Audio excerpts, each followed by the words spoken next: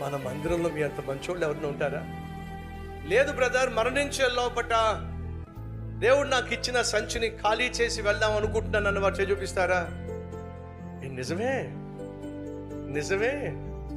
ఒకసారి కళ అనుకోండి, ప్రభా ఇది నిజం కాదు ప్రభా, కళ్ళలో చేయొచ్చుతున్నాను ప్రభా. ఏది క్షేమం అంటారు? నువ్వు సంపాదించిన దాన్ని నువ్వు ఉన్నప్పుడే పంచిపెట్టేసి పరలోకంలో ఐశ్వర్యవంతుడు కావడం గొప్ప ఆశీర్వాదం.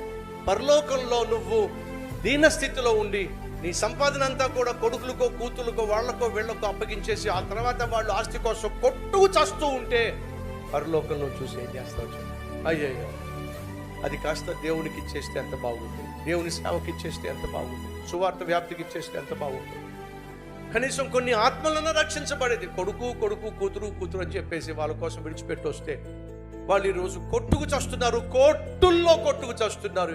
ఎంత పొరపాటు చేశానని చెప్పి పరలోకం చూసి ఏడవడం కంటే భూమి మీద నువ్వు చేయగలిగిన మేలు చేయి, చేయగలిగిన సహాయం చేయి, పంచగలిగిన నీ దీవెన పంచుకో.